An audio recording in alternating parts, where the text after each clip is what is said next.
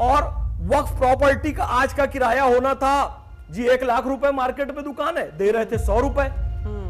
तो उन लोगों में जो वक्फ माफिया जिन्हें कह सकते हैं, उन लोगों में थोड़ी खलबल, पर बोल नहीं पा रहे इतना बैलेंस फैसला। डॉक्टर मोहन भागवत जी ने बिल्कुल स्पष्ट किया, मैं उस कार्यक्रम में बैठा हुआ था जब उन्होंने कहा हम चाहते हैं कि मुसलमान बर्मा से, इधर पाकिस्तान से ये जो लोग आते हैं ना, और यहाँ पर कुछ पॉलिटिकल पार्टियां अपना वोट बैंक बढ़ाने के लिए उनका आधार कार्ड भी बनवा दे रही हैं, तो इन पर कार्रवाई करना बहुत जरूरी है, क्योंकि ये लोग यहाँ पर आतंकवादी घटनाओं को अंजाम देते हैं, गो हत्या को अंजाम देते हैं, चोरी डकैती को अंजाम देते हैं, इलीगल कामों को अंजाम देते हैं, कि भाई वक्फ की प्रॉपर्टियों को छीन लिया जाएगा मुसलमानों से। खान साहब, वक्फ कानून से शुरुआत करते हैं। वक्फ कानून पर सुप्रीम कोर्ट का फैसला, मिल गया ग्रीन सिग्नल, मुस्लिम सीईओ कलेक्टर की पावर पर अंकुश, कैसे देखते हैं इस फैसले को?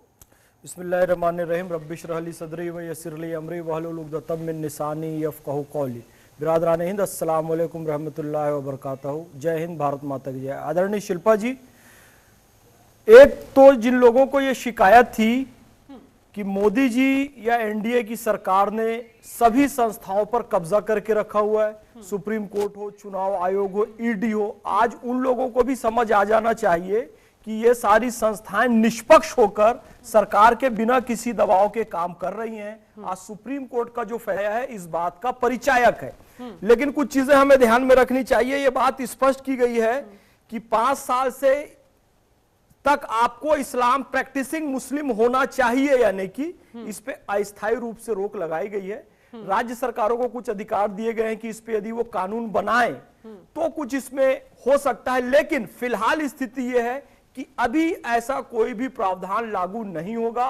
यानी कि आज आप मुसलमान अगर बनते हैं तो आज ही आप वक्फ कर सकते हैं, पर इसके कुछ प्लस और माइनस पॉइंट्स भी होते हैं, इसको थोड़ा सा ध्यान में रखना चाहिए। क्योंकि हमने अभी झांगुर वाला केस देखा, लोगों को बेहोश करके, ब्रेन वॉश करके वो लोगों की संपत्ति अपने नाम करवा रहा था। कहीं ऐसे तत्व एक्टिव ना हो जाए, इस बात को ध्यान में रखना चाहिए। इसलिए राज्य सरकारों को यह आदेश दिया गया है, मतलब ये निर्देश दिए गए कि आप अपने यहाँ कानून बना सकते हैं, इसके साथ साथ इसे अस्थायी रखा गया है। लेकिन फिलहाल संतोषजनक है, मुस्लिम समाज और धर्मनिरपेक्ष दल और सभी लोग इस बात से सहमत है।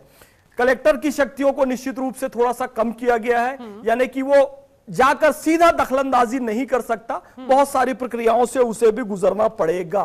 तो यह भी एक अच्छी बात है। और बार बार जो विपक्ष मांग कर रहा था कि भाई वक्फ की प्रॉपर्टियों को छीन लिया जाएगा मुसलमानों से, ऐसी कोई भी चीज यहां पर अभी तक सामने नहीं आई है, क्योंकि उनका आरोप था वक्फ की प्रॉपर्टी को खुर्द-बुर्द करने के लिए, मुसलमानों से छीनने के लिए कानून लाया जा रहा है। जबकि हम राष्ट्रवादी लोग लगातार कह रहे थे ये वक्फ प्रॉपर्टी के सही मैनेजमेंट के लिए कानून लाया जा रहा है। और सुप्रीम कोर्ट ने इस बात को दिखा दिया कि इस कानून पर रोक नहीं लगाई है, बिल्कुल रोक नहीं लगाई है, बल्कि कुछ चीजों को उन्होंने एज इट इज रहने दिया और कुछ उन्होंने प्रतिबंध लगाए हैं या कुछ रोक लगाई है, जिससे कि चीजें अच्छे तरीके से चले और देश में माहौल भी अच्छा बना रहे। सो हम इसका बिल्कुल स्वागत करते हैं। चीफ जस्टिस ऑफ इंडिया ने जो बात कही है हम उसका स्वागत करते हैं। काफी बैलेंसिंग कुल मिलाकर ये फैसला रहा, संतुलित रहा। सर, वक्फ बाय यूजर के कॉन्सेप्ट को भी सही नहीं माना गया, कहा गया कि कई बार इसका गलत इस्तेमाल होता है, इसलिए वक्फ बाय यूजर पर रोक जारी रहेगी। इससे क्या बदलेगा, क्या संदेश?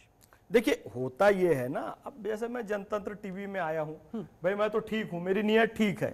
अब हम क्या है, कभी नमाज का वक्त हुआ, हमने आपसे अनुमति लेके उधर किनारे में नमाज पढ़ ली, हमने कभी रोजा खोल लिया। अब कोई गड़बड़ आदमी अगर आ गया तो वो ये करते हैं कि भाई हम पिछले 1 साल से जनतंत्र टीवी जा रहे हैं और वहां पर नमाज पढ़ते हैं, तो वक्फ बाय यूजर के तहत ये हमारा हो गया।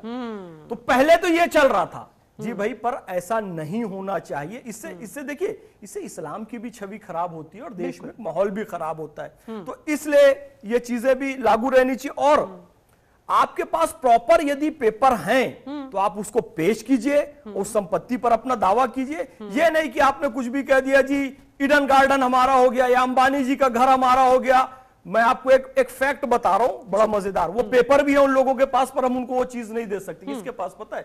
1661 में पुर्तगाल की राजकुमारी कैथरीन का विवाह इंग्लैंड के किंग चार्ल्स II से हुआ था और मुंबई को इन लोगों ने दहेज में दे दिया था। पुर्तगाल वालों ने इंग्लैंड वालों को मुंबई दहेज में दे दिया था, उसके सारे पेपर्स भी हैं। और उसी चार्ल्स सेकंड ने 1668 में ईस्ट इंडिया कंपनी को मुंबई लीज पे दे दी थी 10 पाउंड पर ईयर के दर पे।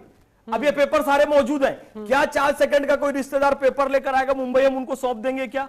नहीं सौंपे जाएंगे। इसी तरीके से वो औरंगजेब के जमाने का, अलाउद्दीन खिलजी के जमाने का पेपर भी वैलिड नहीं रहेगा। फिर भी अमित शाह जी ने ये कहा है कि ये बिल रेट्रोस्पेक्टिव नहीं है, जो पहले से संपत्तियां हैं उसका रिन्यूएशन होगा, उसे ठीक किया जाएगा, लेकिन जो गड़बड़ तरीके से दावे किए जा रहे हैं उस पर कार्रवाई होगी। और इस बात को इन्होंने जारी रखा है, कोर्ट ने जारी रखा है, तो ये एक अच्छी बात है।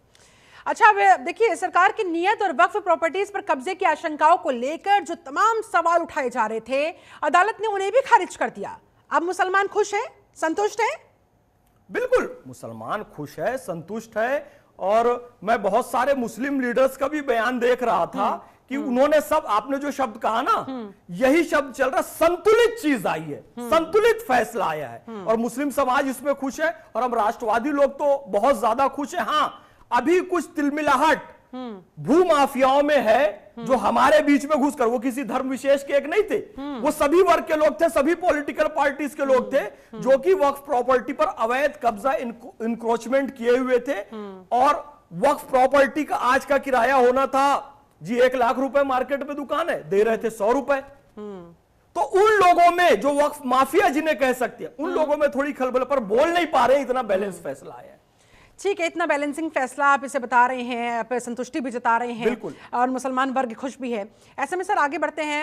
एक बयान की मैं बात करना चाहूंगी। एआईएम नेता हैं शौकत, जिन्होंने नफरती बयान दिया है, कह रहे हैं कि भाई अखंड भारत की बात अब जो चली है, तो अखंड भारत की बात करने वाले जरा ये बताएं, लुटेरा सालार मसूद गाजी भारत से बाहर का कैसे हो गया?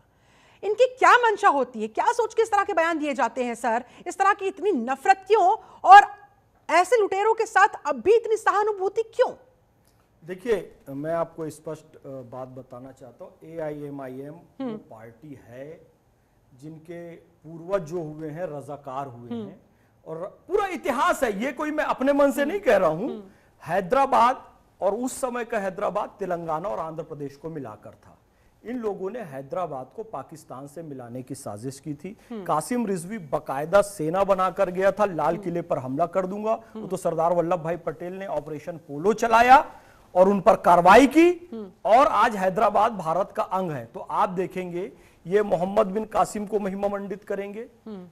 मोहम्मद बिन कासिम से लेकर आप महमूद गजनवी हो, मोहम्मद गौरी हो, तैमूर लंग हो, या फिर चंगेज खां हो, और इसके बाद बाबर हो, और नादिर शाह हो, अहमद शाह अब्दाली हो, औरंगजेब हो, ये सबको महिमा मंडित करते रहते हैं।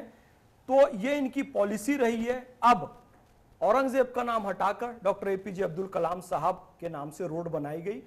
डॉक्टर मोहन भागवत जी ने बिल्कुल स्पष्ट किया, मैं उस कार्यक्रम में बैठा हुआ था जब उन्होंने कहा, हम चाहते हैं कि मुसलमानों के नाम से इस देश के शहर हो, गांव हो, सड़कें हो, लेकिन वो नाम होने चाहिए डॉक्टर एपीजे अब्दुल कलाम और अशफाक उल्लाह खान जैसे नाम होने चाहिए। तो ये एक अच्छी बात उन्होंने कही। तो ये बार बार लुटेरों को महिमा मंडित करना और भारत के कुछ हिस्सों को पाकिस्तान को देने की साजिश करना, ये इनकी पुरानी पॉलिसी, और ये चल भी इसी अंदाज में रहे। एआईएमआईएम की पॉलिटिक्स नफरत पर ही आधारित है, और उसी आधार पर इनकी पार्टी स्थापित हुई, और आज भी ये उसी यानी कि अखंड भारत के बहाने ये अपने नफरती मंसूबों को अंजाम देना चाह रहे हैं क्या, जो अब ऐसे एक्सपोज हो रहे हैं? आप एक बात समझिए, अखंड भारत का जो कंसेप्ट है ना, अखंड भारत का कंसेप्ट वो है कि भारतीयता आपके अंदर कितनी है, हिंदुस्तानिज्म आपके अंदर कितना है, भारतीयत्व आपके अंदर कितना है, हिंदूनेस आपके अंदर कितनी है। We are Hindu by citizenship. Mohammad Faiz Khan इस्लाम धर्म को मानने वाला है, धर्म से मुसलमान है, आस्था से मुसलमान है, नागरिकता से हिंदू है, हिंदी है, हिंदुस्तानी है। ये बात कहने पर आपके खिलाफ फतवे जारी नहीं होते हैं क्या सर? हाँ, ये बात कहने पर आपके खिलाफ फतवे जारी नहीं होते हैं? फतवे जारी होते लोग क्या आपको धमकाते नहीं हैं? आप ये बताइए, जो फतवे जारी करेगा जब वो हज करने जाएगा और जब वो उम्रा करने जाएगा, तो अपने जेब में क्या लेकर जाएगा? मुंडक उपनिषद का वचन सत्यमेव जयते लेकर जाएगा, अशोक चिन्ह लेकर जाएगा, भारत का राष्ट्रपति उसे लिख कर देगा कि ये भारत का नागरिक है। और जब अरब की भूमि का वीजा आएगा ना, तो उस वीजा में क्या लिखा रहेगा पता है? मोहम्मद फैज खान सिटीजनशिप अल हिंदी। तो जब मुझे अरब वाले लोग हिंदी और हिंद कह रहे हैं, तो फतवा देने वाला कैसे फतवा दे सकता है? वो सऊदी अरब की गवर्नमेंट पे फतवा दे, मुंडक उपनिषद पर फतवा दे, अशोक चिन्ह पर फतवा दे। आप अशोक चिन्ह को खुर्द बुर्द कर सकते हैं, उसे मूर्ति बताकर तोड़ सकते हैं, लेकिन बताइए आपके पासपोर्ट में तो अशोक चिन्ह बना है। मैं गया था उम्रा करने, जब सऊदी अरब में मैं काबे का तवाफ कर रहा था ना, तो मैंने 2 वस्त्र पहने हुए थे बिना सिले हुए, एक झोला लटकाया हुआ था, उसमें वो पासपोर्ट था। और हर भारत का नागरिक जाता है पासपोर्ट लेकर, और उसी के साथ ही वो हज और उम्रा करता है। तो याद रखिएगा, ये फतवा देने वाला व्यक्ति भी उसके बिना हज और उम्रा नहीं कर सकता। इसलिए मैं किसी से डरता नहीं। वह तो इज्जु मंतशा वह तो जिल्लु मंतशा बेअदिकल खैर इन्नका अला कुल्ले शैइन कदीर। इज्जत और जिल्लत अल्लाह के हाथ में है, अल्लाह हर शय पर कादिर है, इसलिए दुनियावी लोगों से हम डरते नहीं है। अच्छा खान साहब, अगर सारे भारतीय मुसलमान कन्वर्टेड है तो फिर हिंदू मुसलमान की लड़ाई कहां, क्यों? देखिए बात यह है ना, मैं बारंबार आपको भी कहता हूं और मैं हमेशा इस बात को कहता हूं, डॉक्टर मोहन भागवत जी हो या भारत का कोई भी हिंदू हो, वो किसी मुसलमान या ईसाई को धर्म परिवर्तन करने नहीं कहता है। हमें केवल इस बात को मान लेना चाहिए, हम आज आस्था से मुसलमान हैं, हम आस्था से ईसाई हैं, लेकिन हमारे पूर्वज हिंदू थे।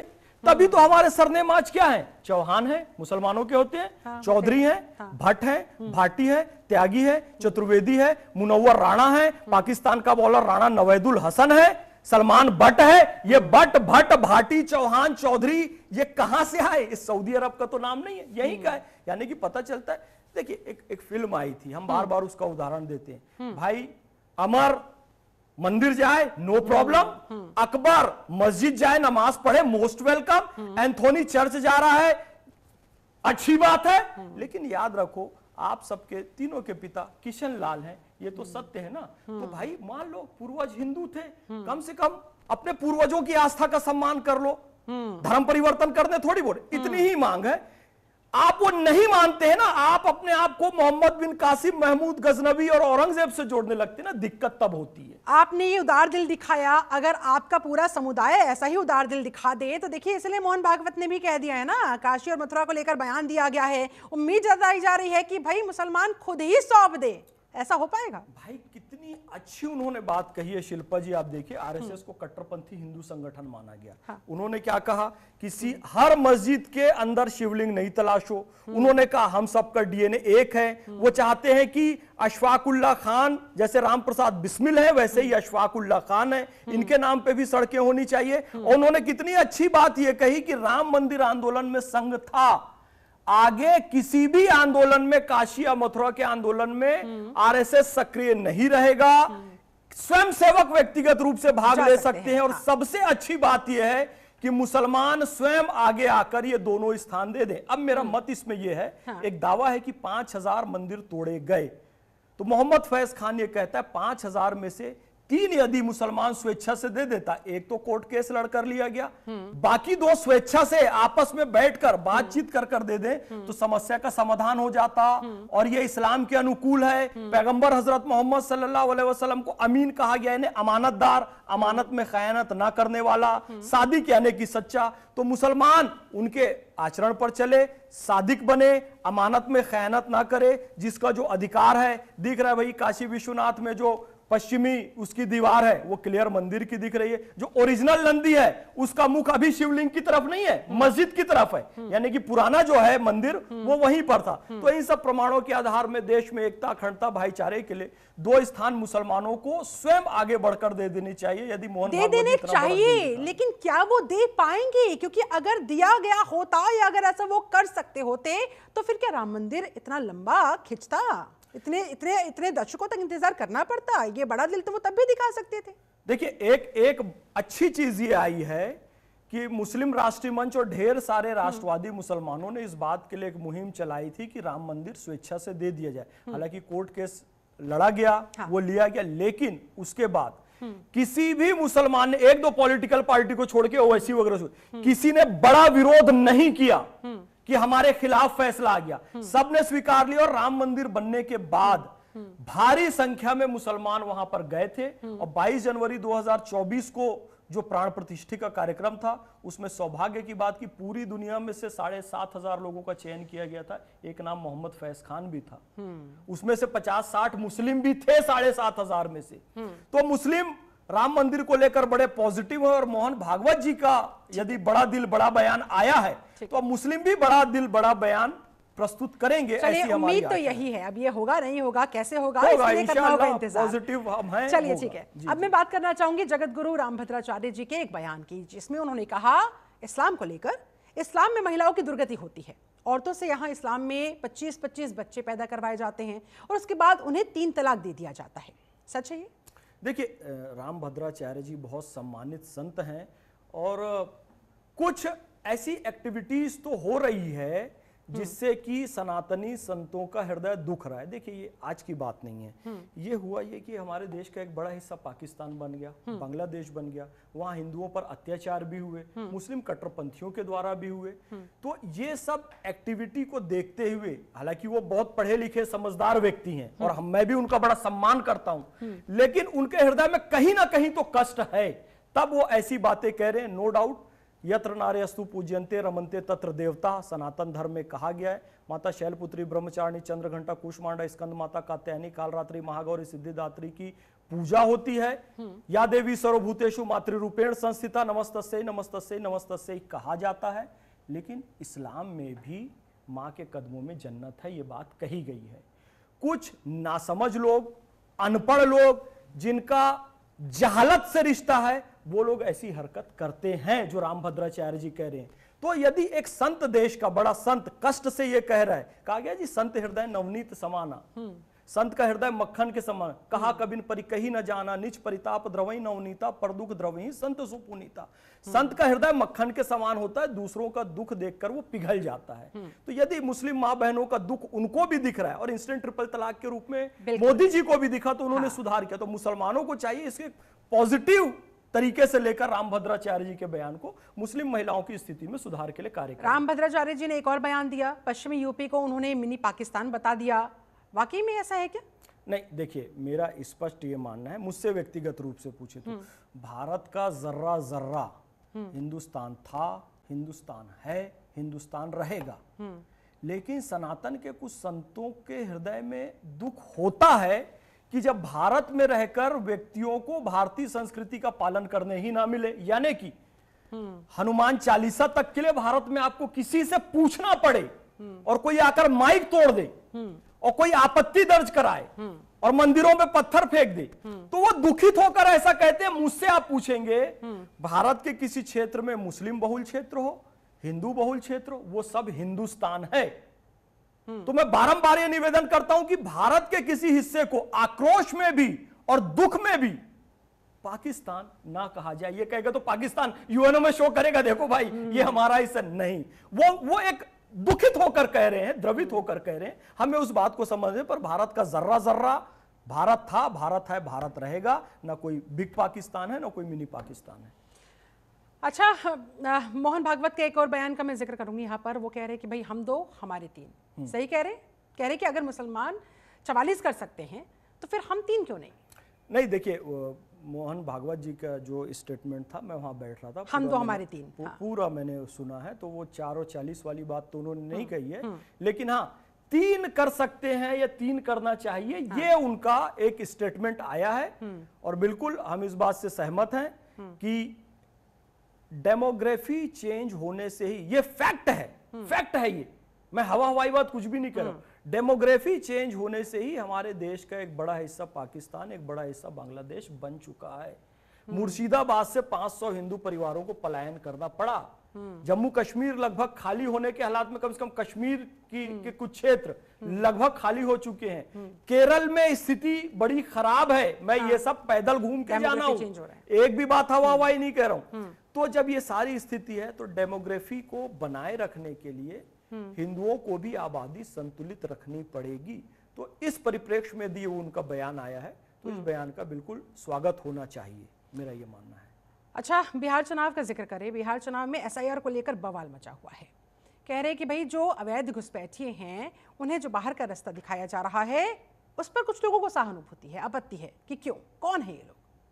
देखिए, ये लोग वही है। देखिए, भारत के संविधान में स्पष्ट लिखा हुआ है कि भारत के नागरिक को वोट देने का अधिकार है।